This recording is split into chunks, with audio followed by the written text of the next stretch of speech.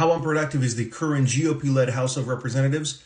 More unproductive than any other in decades, and we have the numbers to show it. Now, aside from the unending entertainment and hilarious sound bites that it produces, the current Republican majority House of Representatives has been literally incapable of governing.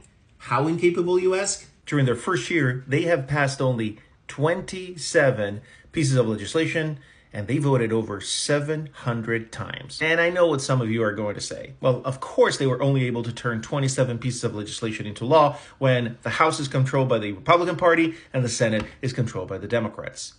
Not so fast. Because the same imbalance occurred in 2013, and while that Congress was called one of the most unproductive Congresses in history at that time, they were able to pass 55 pieces of substantive law. That's twice as many as this year's Congress was able to pass. To give you some perspective of just how unproductive the current House of Representatives is, consider that the 1948 Congress was dubbed the Do-Nothing Congress, and yet, according to this document that's called the Resume of Congressional Activity, they were able to pass 511 bills. The true problem isn't the hyper-partisan division between blue votes and red votes, or at least not only that. The key issue is what I've been talking about for the past several months, the fact that the Republican Party isn't just one party anymore. It's split between those loyal to the party and those loyal to Trump. It's split between traditional GOP and MAGA GOP. And in case you weren't paying attention, we saw the split